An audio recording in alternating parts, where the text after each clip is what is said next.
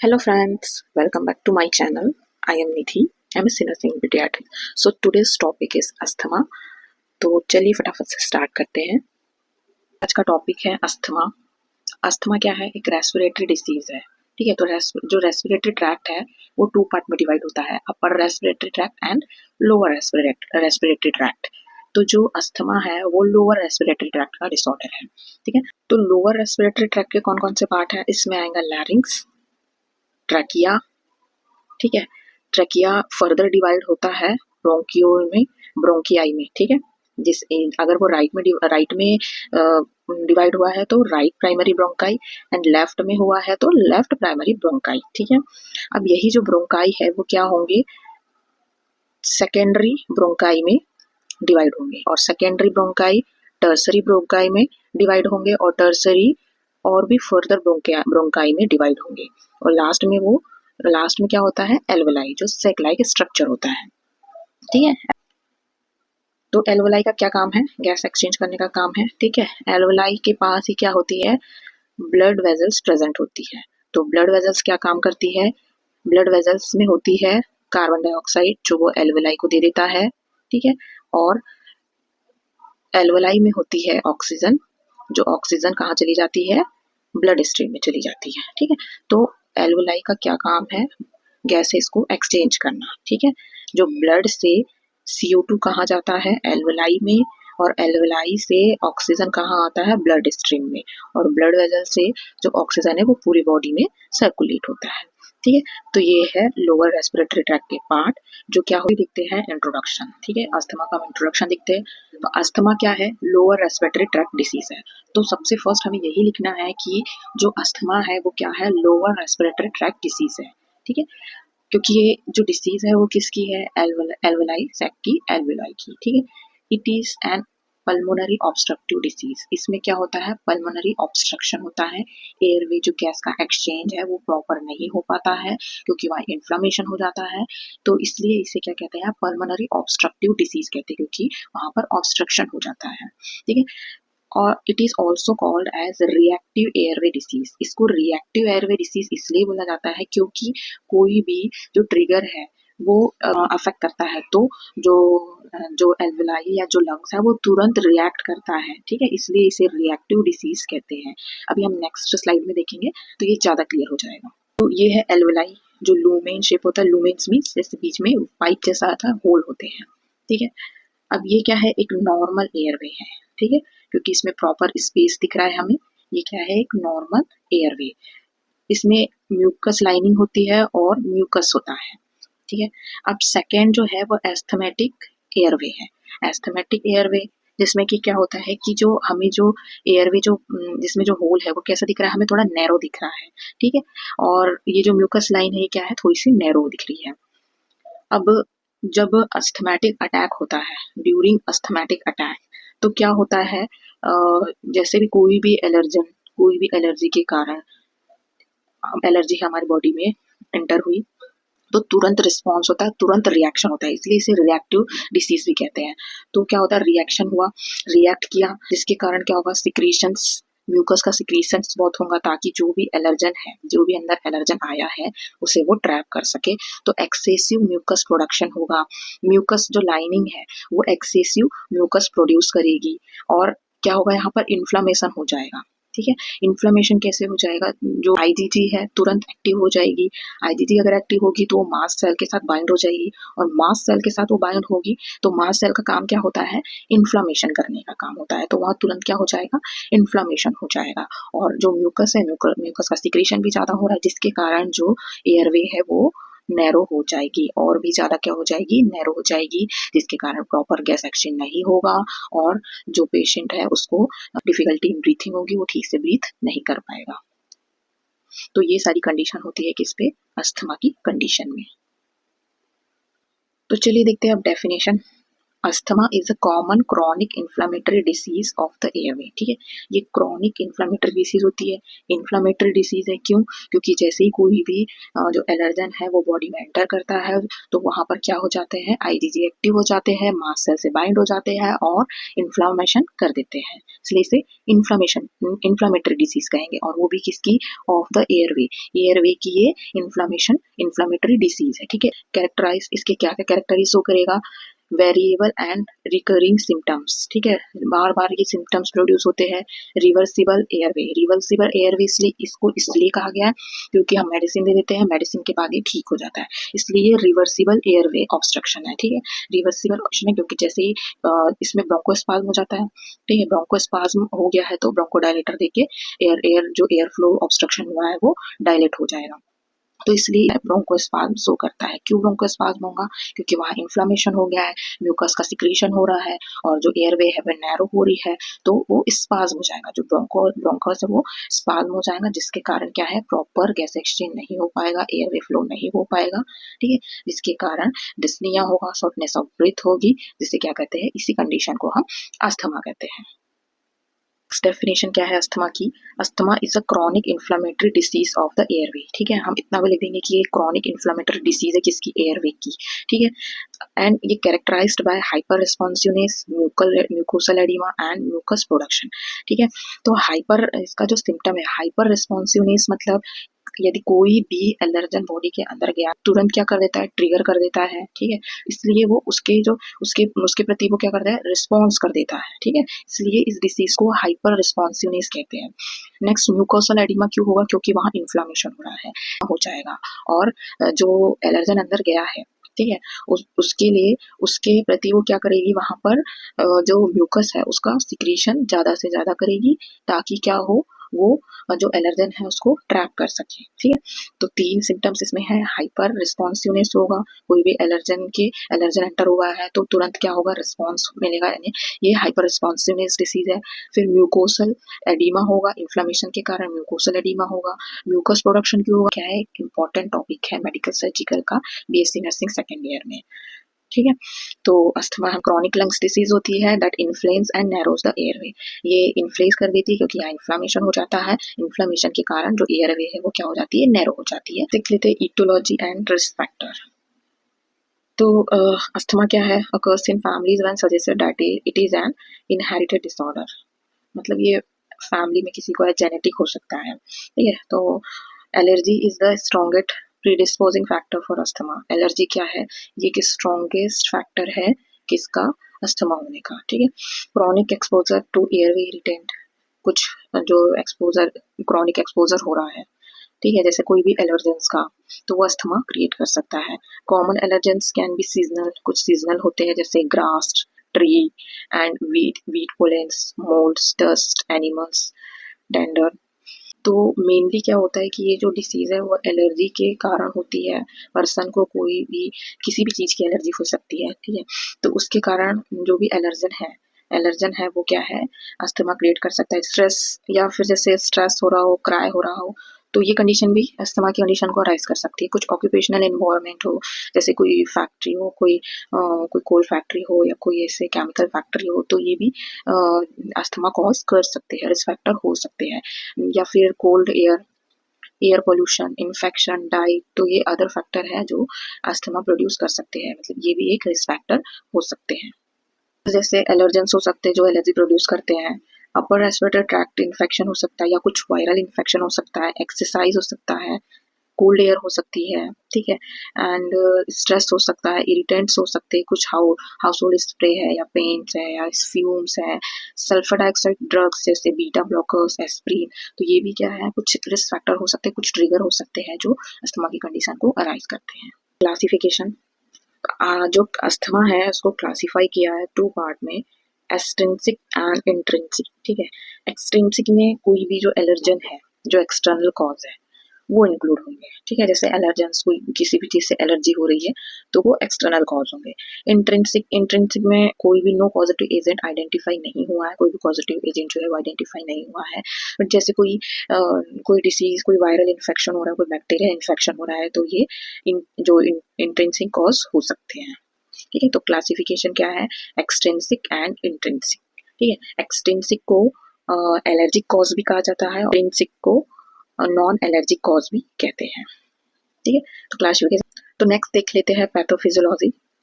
तो फर्स्टली क्या होता है, exposure to allergens and irritants. कोई भी इरिटेंट्स हो रहा है या जो एलर्जेंस है वो क्या है, एक्सपोज हो रहा है पेशेंट उससे, है ना, जो पर्सन है उससे एक्सपोज हो रहा है, तो क्या होगा, आईजीई स्टिमुलेशन होगा। जो आईजीई है वो क्या हो जाएंगे, एक्टिव हो जाएंगे। ठीक है, अब आईजीई एक्टिव होगा तो वो क्या करेगा, मास्ट सेल से बाइंड हो जाएगा। ठीक है, मास्ट सेल से बाइंड हो जाता है आईजीई। जो मास्ट सेल है वो हिस्टामिन, प्रोस्टाग्लैंडिन, स्पार्टिकाइनिन एंड ल्यूकोट्राइन्स ये क्या है, प्रोड्यूस करेगी, जिसके कारण क्या होगा, एयरवे क्या करेगा, एयरवे रिस्पॉन्स करेगा किसके किसके प्रति, एलर्जन के प्रति। ठीक है, ये सारी चीजें हो गई। अब ये क्या होगा, एयरवे जो है वो क्या करेगा, रिस्पॉन्स करेगा जो एलर्जन है उसके प्रति। ठीक है, तो एयरवे रिस्पॉन्स किया, आईजीजी एक्टिव हो गई, उसने मास्ट सेल के साथ बाइंड कर ली, मास्ट सेल के साथ बाइंड होके उसने क्या किया, हिस्टामिन, प्रोस्टाग्लैंडिन और ये सब क्या किए उनने, प्रोड्यूस किए। अब जो एलर्जन जो एक्सपोज हुआ है, एंटर हुआ है, उसके प्रति रिस्पॉन्स होगा। ठीक है, अब रिस्पॉन्स होगा तो म्यूकस सिक्रीशन होंगी, इन्फ्लामेशन होगा, एंड इन्फ्लामेशन हो गया तो उसके कारण क्या होंगी, जो ब्रोंकस है वो क्या हो जाएंगे, स्पाज्म होने लग जाएंगे, क्योंकि इन्फ्लामेशन हो गया है, म्यूकस जो लाइनिंग है वो एडिमेटस हो गई है, और ज्यादा से ज्यादा सिक्रीशन, म्यूकस का सिक्रीशन क्यों हो रहा है, ताकि जो एलर्जन है उसको वो ट्रैप कर सके। ठीक है, तो तीन चीज हो गई है, म्यूकस इन्फ्लामेशन हो गया है, सॉरी हाँ, म्यूकस इन्फ्लामेशन हो गया है, म्यूकस सिक्रीशन होने लगे हैं, ब्रोंकोस्पाज्म होने लगा है। ठीक है, अब क्या होगा, अगर सिक्रीशन ज्यादा से ज्यादा हो रहे हैं तो क्या होगा, नॉन प्रोडक्टिव कफ होगा, और क्या होगा, इन्फ्लामेशन हो गया है। अब जो एयर जो ब्रोंकस है वो क्या हो गया है, नैरो हो गया है, इसके कारण शॉर्टनेस ऑफ ब्रीथिंग होगी, वीजिंग होगा, चेस्ट टाइटनेस होगा क्योंकि ठीक से ब्रीथ ही नहीं कर पा रहा है पर्सन, पीक फ्लो वेरिएबिलिटी होगी, मतलब जो पर्सन है वो ठीक से एक्सपायरेशन नहीं कर पाएगा। तो क्लियर है पैथोफिजियोलॉजी। नेक्स्ट हम देखते हैं क्लिनिकल मैनिफेस्टेशन। ठीक है, क्या क्या साइन एंड सिम्टम्स होंगे, तो अस्थमा में हमें वीजिंग साउंड मिलेगा। ठीक है, एपिसोडिक शॉर्टनेस ऑफ ब्रीथ में होगा क्योंकि ब्रोंकोस्पाज्म हो रहा है, जो एयरवे है वो नैरो हो गई है, जो जो उसका जो लुमेन एरिया है वो पूरा क्या हो गया है, नैरो हो गया है, जिसके कारण शॉर्टनेस ऑफ ब्रीथ होगी, पर्सन को डिफिकल्टी होगी ब्रीथ करने में। नेक्स्ट है उससे चेस्ट टाइटनेस होगा। ठीक है, चेस्ट टाइटनेस होगा, ब्रीथलेसनेस होगा, कफ होगा। चेस्ट टाइटनेस क्यों होगा, क्योंकि ब्रीथिंग में डिफिकल्टी हो रही है, ब्रीथलेसनेस होगा, कफ क्यों हो रहा है, क्योंकि एक्सेसिव म्यूकस प्रोडक्शन हो रहा है। ठीक है, next sum intense cough may be only symptoms, cough without mucus production, कभी जो कफ होगा वो क्या होगा, विथ और विथआउट म्यूकस प्रोडक्शन होगा, and expiration require effort and becomes prolong. ठीक है, जो एक्सपीरेशन होगा वो क्या होगा, उसमें बहुत इफर्ट लगेगा एंड बहुत प्रोलॉन्ग होगा। तो पिछली स्लाइड में देखा था पैथोफिजियोलॉजी में पीक फ्लो वेरिएबिलिटी। ठीक है, पीक फ्लो वेरिएबिलिटी हो रही है ना, जिसके कारण क्या होता है, जो एक्सपीरेशन है वो क्या होगा, बहुत प्रोलॉन्ग होगा।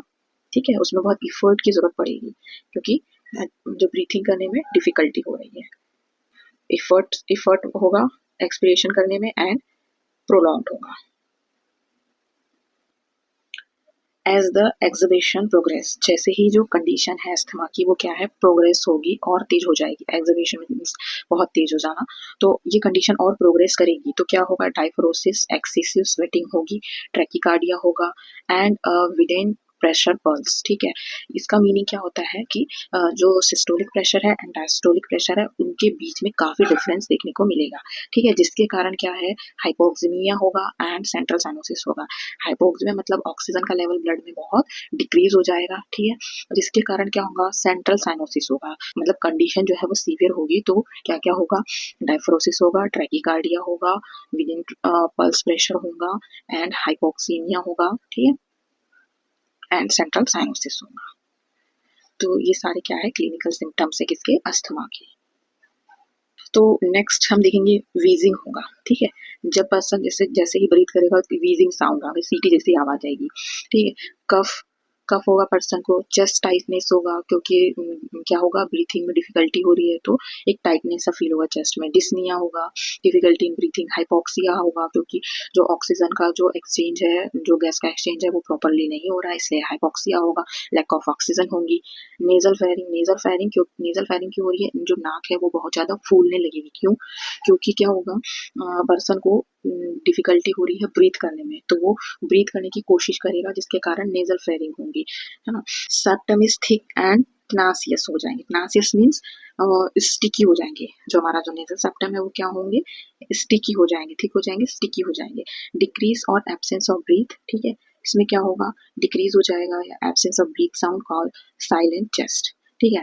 कभी कभी ऐसी कंडीशन होती है कि जो ब्रीथ साउंड है वो क्या डिक्रीज हो जाती है या एब्सेंट हो जाती है, जिसे क्या कहते हैं, साइलेंट चेस्ट।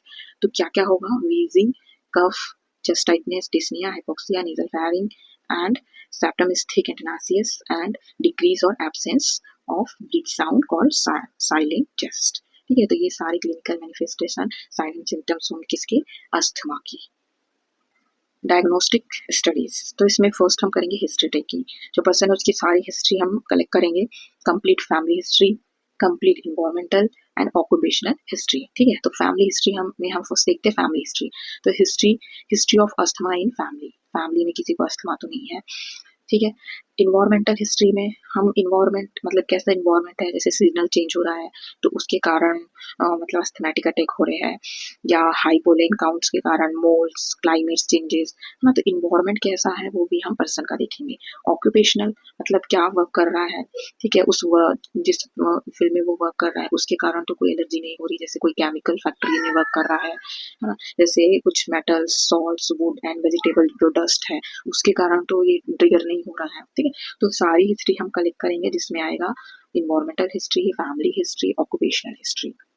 है इंडस्ट्रियल केमिकल्स जैसे प्लास्टिक, बायोलॉजिकल एंजाइम्स, ठीक है, ये भी क्या ट्रिगर हो सकते हैं कुछ। फिर नेक्स्ट हम क्या करेंगे, फिजिकल एग्जामिनेशन, जैसे wheezing all over the lungs, wheezing sound हम लेसन करेंगे, ब्रीथलेसनेस एंड कफ, साइनोसिस। तो ये फिजिकल एग्जामिनेशन करेंगे तो ये हमें क्या करना है, ये ऑब्जर्व करना है। तो नेक्स्ट देखेंगे lungs function test and pulmonary function test, जिसमें हम एयर फ्लो का वेरिएबल्स देखेंगे। नेक्स्ट है ब्लड टेस्ट। ब्लड टेस्ट में क्या शो होगा कि इसमें इंक्रीज हो जाएगा नंबर किसका, यूसिनोफिल्स का, ठीक है। इसलिए क्योंकि जो मास्ट सेल है जो इन्फ्लेमेशन प्रोड्यूस करती है वो क्या करेगी, यूसिनोफिल्स को क्या कर देती है, एक्टिवेट कर देती है, जिसके कारण इसका जो नंबर है वो इंक्रीज हो जाता है। स्पूटम टेस्ट करेंगे क्योंकि कफ प्रोड्यूस हो रहा है तो इसलिए स्पूटम टेस्ट करेंगे, और इसमें भी क्या होता है, जो ईओसिनोफिल्स है उसके जो नंबर्स है वो इंक्रीज हो जाते हैं, ये हमें। नेक्स्ट डायग्नोस्टिक टेस्ट है एक्सरे, चेस्ट एक्सरे करेंगे। Then skin test, skin prick test, इसमें क्या होता है, स्किन में प्रिक किया जाता है जो अस्थमा का जो एलर्जेन कॉज है उसको आइडेंटिफाई करने के लिए। तो जो स्किन प्रिक टेस्ट होता है वो कुछ इस तरह से होता है, स्किन में इसके प्रति अगर एलर्जी है तो उसका टेस्ट किया जाता है, ऐसे नंबरिंग की जाती है और वहाँ पर वो लिक्विड डाला जाता है। अगर कुछ टाइम बाद ये 50 into 1 hour में ये रिएक्ट करता है, ठीक है, तो वो कंडीशन एलर्जन के अकॉर्डिंग क्या है, वो पर्सन एलर्जिक है, ठीक है। तो ये इस तरह से कुछ जो लिक्विड्स डाले जाते हैं जो अलग अलग एलर्जी के लिए अलग अलग होते हैं, ठीक है। तो इसको जो एलर्जी है, कौन सी एलर्जी है पर्सन को, वो आइडेंटिफाई करने के लिए यूज करते हैं, और इसमें नंबरिंग डली होती है और उस जो लिक्विड है उनमें भी नंबरिंग डली होती है, जैसे पोलेंस का हो गया, डस्ट का हो गया, ऐसे अलग अलग क्या होते हैं, एलर्जेंस के लिक्विड डाले जाते हैं, जिसके जिसके बाद क्या है, जो पर्सन है उसके आदमी उसे जिससे भी एलर्जी हो रही है वो कुछ टाइम बाद 50 into 1 hour तक वो उसका रिएक्शन देखा जाता है। अगर रिएक्ट हुआ है तो पर्सन उस एलर्जन के प्रति क्या है, रिएक्ट हो रहा है, ठीक है, ये कहते हैं, ये माना जाता है। तो ये टेस्ट किया जाता है अस्थमा की कंडीशन में भी, क्योंकि पर्सन को अस्थमा क्यों हो रहा है, उसका जो एलर्जन कॉज है वो फाइंड आउट करने के लिए किया जाता है। अगर हमने टेस्ट किया है और वो अगर रिएक्ट कर रहा है तो कुछ ऐसे कुछ रिएक्शन दिखाई देते हैं, ठीक है। और ये टेस्ट को हम पीठ पर भी कर सकते हैं, हैंड पर भी कर सकते हैं और लेग पर भी कर सकते हैं। स्किन टेस्ट या स्किन प्रिक टेस्ट, ठीक है, जिसमें अस्थमा के एलर्जन को फाइंड आउट करने के लिए किया जाता है। अब अस्थमा में होता क्या है, जैसे सीवियर हो गया है, ठीक है, तो न्यूमोथोरेक्स हो जाएगा। क्यों? क्योंकि बहुत ज़्यादा म्यूकस प्रोडक्शन होगा, म्यूकस का सिक्रीशन होगा, जिसके कारण क्या है जो लंग्स है वो कोलैप्स हो जाएंगे। नॉर्मल लंग्स दिख रहा है और ये क्या है, लंग्स कोलैप्स दिख रहा है, क्योंकि यहाँ पर क्या है, फ्लूइड जो है वो फिल्ड हो गया है, क्योंकि म्यूकस का प्रोडक्शन बहुत ज़्यादा हो रहा है, इसलिए तो न्यूमोथोरेक्स की कंडीशन अराइज हो जाएगी। मैनेजमेंट क्या करेंगे, पहले रिएजोर द पेशेंट एस उसकी एंजाइटी, वर्सन, रेस्पिरेटरी डिस्ट्रेस, ठीक है, हम रिएजोर करेंगे। Keep the patient in upright position में, ताकि उसे ब्रीथ करने में इजी हो। स्टार्ट ऑक्सीजन 50 to 70%, ठीक है, क्योंकि डिफिकल्टी हो रही है ब्रीथिंग में, तो ऑक्सीजन स्टार्ट करेंगे 50 to 7% initially. Continuously patient is better and not dysphonic, है ना, कंटिन्यू करेंगे, ठीक है, जब तक पेशेंट को डिफिकल्टी नहीं हो रही हो और ब्रीथ करने में, तब तक उसे ऑक्सीजन देना है। नेबुलाइज करवाना है साल्बुटामॉल से, टर्बुटालाइन से, ये क्या है, ब्रोंकोडायलेटर होते हैं, इंस्टेंट रिलीफ देते हैं। साल्बुटामॉल क्या है, 5 mg stat and repeat dose 15 minutes, है ना, रिपीट करना है डोज को 15 minutes, required during the first hour, then hourly for next few hours till bronchospasm is control, ठीक है, जब तक ब्रोंकोस्पाज्म कंट्रोल नहीं हो जाता है तब तक साल्बुटामॉल क्या करना है, उसे देना है, ठीक है। पेशेंट को नेबुलाइज करवाना है साल्बुटामॉल से, क्योंकि साल्बुटामॉल क्या करेगा, इंस्टेंट रिलीफ देगा पर्सन को। रेस्पूल है, ये ब्यूडोकॉड, ये एस्थेलिन, जिसको साल्बुटामॉल भी कहते हैं। ये क्या होते हैं, ब्रोंकोडायलेटर होता है। मैनेजमेंट में देखेंगे कुछ इंजेक्शन है, जैसे हाइड्रोकोर्टिजोन 200 mg स्टैट देंगे, ठीक है, इन सीवियर केसेस में, है। नेक्स्ट है एंटीबायोटिक देंगे, क्योंकि इन्फ्लामेशन हुआ है, इन्फेक्शन को कंट्रोल करने के लिए। इनएडिक्वेट हाइड्रेशन एंड म्यूकोलाइटिक्स देंगे, जो म्यूकस प्रोडक्शन इंक्रीज हुआ है उसको डिक्रीज कर सके, म्यूकस का जो प्रोडक्शन है उसको डिक्रीज हो सके, इसलिए म्यूकोलाइटिक्स देंगे। तो मेडिसिन में है ब्रोंकोडायलेटर्स जो बीटा ब्लॉकर्स होते हैं, लॉन्ग एक्टिंग जो बीटा ब्लॉकर्स होते हैं वो, जैसे साल्मेट्रॉल, फॉर्मेट्रॉल या थियोफाइन, ये बीटा, ये क्या है, ब्रोंकोडायलेटर्स है। एंटी इंफ्लेमेटरी ड्रग जैसे कॉर्टिकोस्टेरॉइड, ठीक है, क्योंकि वहाँ पर क्या हो रहा है, इन्फ्लामेशन हो रहा है, तो जैसे जो भी कॉर्टिकोस्टेरॉइड है वो स्टार्ट करेंगे। मास्ट सेल स्टेबलाइजर्स, ठीक है, मास्ट सेल स्टेबलाइजर जैसे मोन्टेलुकास्ट, है ना, जो एलर्जेंस को कम करने के लिए क्या करते हैं, मास्ट सेल स्टेबलाइजर देते हैं, जैसे एग्जाम्पल है उसके इनहेलर्स देंगे ताकि इंस्टेंट रिलीफ मिल सके। नेक्स्ट क्या है, मैग्नीशियम सल्फेट देंगे, इंट्रावीनस ट्रीटमेंट, ठीक है, ये क्या करता है, ये शो करता है प्रोवाइड अ ब्रोंकोडायलेटिंग इफेक्ट, ठीक है, ये ब्रोंकोडायलेटिंग इफेक्ट को शो करता है। तो जो मैग्नीशियम सल्फेट है वो भी यूज करेंगे कुछ सीवियर एक्यूट एस्थमेटिक अटैक्स में, ठीक है, जो क्या करता है, डायलेटिंग इफेक्ट शो करता है। हेलियोक्स, ये क्या है, एक मिक्सचर होता है हीलियम और ऑक्सीजन का, जो सीवियर अनरिस्पॉन्सिव केसेस में यूज किया जाता है। नेक्स्ट है नर्सिंग मैनेजमेंट, ये बहुत इंपॉर्टेंट होता है, हमें हर डिसीज में एटलीस्ट नर्सिंग मैनेजमेंट तो लिखना ही चाहिए, इसके कारण जो है काफी अच्छे मार्क्स मिल जाते हैं। तो नर्सिंग मैनेजमेंट हमें हर डिसीज में लिखना ही चाहिए। तो फर्स्ट हम देखते हैं check vital signs, regular intervals, ठीक है, वाइटल साइंस हमें चेक करना है। मॉनिटर एलर्जिक सिम्टम, जो भी एलर्जिक सिम्टम मॉनिटर करना है। Administer medication, note action of medicine, ठीक है। Avoid exposure to pollution environment, कोई भी जैसे पॉल्यूशन हो रहा है इन्वायरमेंट को अवॉइड करना है। डीप ब्रीथिंग एक्सरसाइज उसे करवाना है एंड हेल्थ एजुकेशन प्रोवाइड करना है, ठीक है। तो वाइटल साइंस चेक करना है, एलर्जी जो भी हो रही है उसके सिम्टम को मॉनिटर करना है, मेडिसिन देना है, उसके एक्शन को नोट करना है, और जो पॉल्यूशन इन्वायरमेंट है उसको अवॉइड करना है, डीप ब्रीथिंग एक्सरसाइज करवाना पर्सन को, एंड हेल्थ एजुकेशन प्रोवाइड करना है। नर्सिंग डायग्नोसिस, ये भी लिखना काफी इंपॉर्टेंट होता है एग्जाम में, तो नर्सिंग डायग्नोसिस देख लेते हैं। Ineffective airway clearance related to increase production of secretions and bronchospasm, ठीक है। इन इफेक्टिव एयरवे क्यों हो रहा है, क्योंकि वहां पर क्या हो रहा है, सिक्रीशंस हो रहा है और ब्रोंकोस्पाज्म हो रहा है, ठीक है। तो हमें क्या करना है, हमारा गोल क्या होगा कि हमें क्या करना है, मेंटेन करना है एयरवे क्लियरेंस को, ठीक है।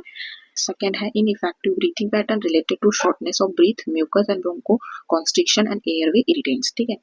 अब इनइफेक्टिव ब्रीथिंग हो रही है, ठीक है। किससे रिलेटेड? शॉर्टनेस ऑफ ब्रीथ हो रही है, डिफिकल्टी इन ब्रीथिंग हो रही है, म्यूकस प्रोडक्शन ज़्यादा हो रहा है, तो जिसके कारण क्या हो रहा है? इनइफेक्टिव ब्रीथिंग हो रही है। तो इनइफेक्टिव ब्रीथिंग को हमें क्या करना है? मेंटेन ब्रीथिंग पैटर्न, हमें ब्रीथिंग पैटर्न को मेंटेन करना है। थर्ड है activity intolerance due to fatigue, ineffective breathing pattern and hypoxaemia, है ना। एक्टिविटी इंटॉलरेंस हो रही है क्योंकि पर्सन को क्या हो रहा है? फटीग हो रहा है, इनइफेक्टिव ब्रीथिंग पैटर्न है और हाइपोक्सिमिया हो रहा है, ठीक है। तो उसकी जो एक्टिविटी है उसको क्या है? इम्प्रूव करना है। डिफिशिएंट नॉलेज, ठीक है। डिफिशिएंट नॉलेज होता है, उन्हें नॉलेज नहीं होता है, तो उन्हें नॉलेज प्रोवाइड करना। Inactive coping related to reduce socialisation, anxiety, depression, lower activity level and inability to work. Person को क्या हो रहा है? एंजाइटी हो रही है, डिप्रेशन हो रहा है, तो उसे क्या करना? रिड्यूस करना, ठीक है। कोप नहीं कर पा रहा है, इनइफेक्टिव कोपिंग मतलब वो उस डिसीज से कोप नहीं कर पा रहा है, उससे एंजाइटी हो रही, डिप्रेशन हो रहा है, तो उसको क्या करना? रिड्यूस करना, ठीक है। प्रिवेंटिव मेजर्स फॉर अस्थमा, कुछ प्रिवेंटिव मेजर्स, प्रिवेंशन हम ले सकते हैं जिससे हम अस्थमा को क्या कर सकते हैं? प्रिवेंट कर सकते हैं, जैसे यूज ऑफ मास्क, ठीक है। मास्क का यूज कर सकते, avoid upper respiratory tract infection as much as possible, मतलब ना हो। Avoid smoking, smoking environment, avoid PC smoking, मतलब कोई पर्सन स्मोकिंग कर रहा है तो उसके पास हम खड़े हैं तो वो पीसी स्मोकिंग होगी, मतलब उसका जो स्मोक है वो क्या है? हमारे अंदर एंटर हो रहा है, तो वो क्या कहलाता है? PC smoking. नेक्स्ट है cover bedding with allergy proof, ठीक है। Remove carpets from bedrooms and vacuums regularly, use only odorless deodorants, cleaning materials in the homes, keep humidity levels low and fixed leak to reduce the growth of organisms such as mold, ठीक है। तो हम ये कुछ preventive measures daily life में हम use कर सकते हैं। आई होप आज का टॉपिक आपको अच्छा लगा होगा। अगर वीडियो अच्छा लगे तो वीडियो को लाइक करिएगा, चैनल को सब्सक्राइब करिएगा एंड मिलते हैं नेक्स्ट वीडियो में। Till then bye bye.